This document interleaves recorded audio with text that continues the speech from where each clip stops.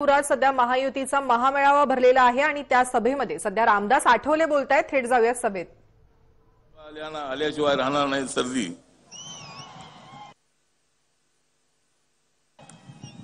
इथं माणसं, तिथं माणसं, बाहेर माणसं, रस्त्याला माणसं, सगळी माणसं, माणसं।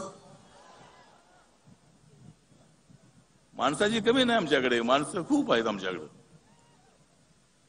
काँग्रेस राष्ट्रवादी वाल्यांचं अजूनही जमेना, या दोघांनी अर्ध्या तासात जमवलं। अर्ध्या तासात फटाफट चर्चा केली। तुम्ही 25 आणि तुम्ही 23, तुम्ही दोघांनी तुमचं जमवलं। पण माझं काय, पण माझं आहे, माझ्या लोकांना माझं सांगणं आहे की मला राज्यसभा मिळणार आहे। मला अजून माझं 6.25 वर्ष आहे, नंतर मला 6 वर्ष मिळणार आहेत। त्यामुळे तुम्ही चिंता करण्याचं कारण अजिबात नाही। तुम्हाला सत्ता मिळवून द्यायची आहे, तुमच्या आपल्या कार्यकर्त्यांना महामंडळ द्यायची आहेत आणि अशा पद्धतीने बाबासाहेबांचं स्वप्न साकार करण्यासाठी महायुतीच्या सोबत राहिलं पाहिजे, एनडीएच्या सोबत राहिलं पाहिजे। काँग्रेस बरोबर मी अनेक वर्ष राहिलो, पण मी त्यांना सोडलं। मी त्यांना हवा बदलली। मला कुठं हवा वाहते मला चांगलं कळतंय, कुठं कुठली हवा, कधी हवा, कुठल्या बाजूची हवा चाललेली आहे। आता हवा चाललेली आहे ती कमळाच्या आणि धनुष्यबाणाच्या बाजूनं। मग मी कशाला जाऊ त्या बंद पडलेल्या घड्याळाकडे?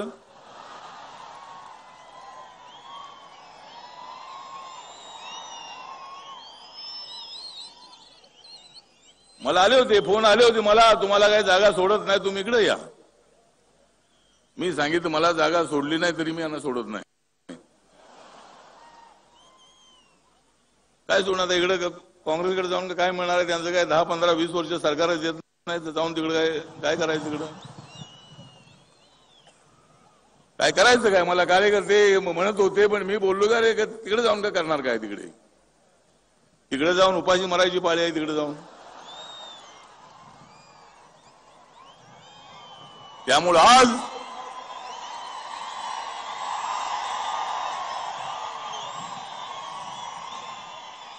आपण सर्वजण आम्ही आलेलो आहोत। मुख्यमंत्री उद्धवजी, रावसाहेब दानवेजी आहे, सगळे आम्ही आलेलो आहोत। महादेव जानकर आहे, जानकर सुद्धा चांगले जानकर आहे, त्यांना माहित आहे कधी कुठं गेलं पाहिजे। आणि आज इथे आपण सगळेजण आलेले आहात। मी रिपब्लिकन पार्टी ऑफ इंडियाच्या वतीनं माझ्या दलित समाजाला, बौद्ध समाजाला आवाहन करतो की आपल्याला महाराष्ट्रामध्ये महायुतीच्या सोबत आणि देशामध्ये आपल्याला एनडीएच्या सोबत, बीजेपी सोबत आपल्याला राहायचं आहे आणि नरेंद्र मोदींना पुन्हा पंतप्रधान बनवण्यासाठी, बाबासाहेबांच्या संविधानाचं संरक्षण करण्यासाठी, दलितांच्या आरक्षणाचं संरक्षण करण्यासाठी, मराठा समाजाच्या आरक्षणाचं संरक्षण करण्यासाठी, सवर्ण समाजाला आरक्षण मिळवून देण्यासाठी मी मागणी करत होतो अगोदरपासून।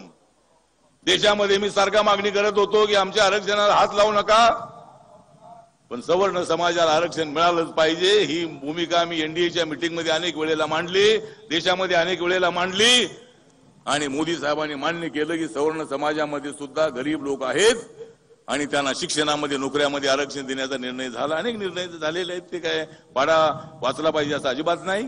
पण आज इथे या महायुतीच्या पहिल्या सभेला मला उपस्थित राहण्याची संधी मिळाली आणि आज मला आनंद आहे की देवेंद्र फडणवीस आणि उद्धवजी ठाकरे ते दोघे जण बाजूबाजूला बसलेले आहेत।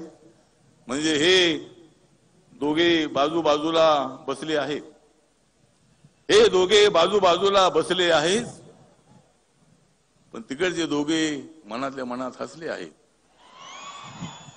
असू द्या, त्यांना काय करायचं ते करू द्या, पण आपण मात्र या महाराष्ट्राच्या विकासासाठी, शिवाजी महाराज, बाबासाहेब आंबेडकर आणि राजश्री शाहू महाराजांचं स्वप्न साकार करण्यासाठी आपल्याला कमळ आणि धनुष्यबाणाला निवडून द्यायचं आहे। या दोन्ही मतदारसंघामध्ये शिवसेनेचे उमेदवार आहेत, त्यांनाही निवडून द्यायचं आहे। महाराष्ट्रातले जे 48 उमेदवार आहेत, त्या 48 उमेदवारांपैकी आम्हाला 40-41 जागा पाहिजेत, बाकीच्या सगळ्या तुम्ही घ्या। 40-41 उमेदवार आपले निवडून आले पाहिजेत। माझा रिपब्लिकन पक्ष हा तुमच्या दोघांच्या सर्व उमेदवारांच्या पाठीशी प्रामाणिकपणे ताकदीने उभा राहील. आमच्या कार्यकर्त्यांना विश्वासामध्ये घ्या आणि आपण ही प्रचार यंत्रणा जी आहे ती चांगली यशस्वी करूया अशा पद्धतीचा विश्वास या प्रसंगी व्यक्त करतो आणि माझे 2 शब्द संपवतो. जय भीम, जय भारत, जय महाराष्ट्र, जय महायुती.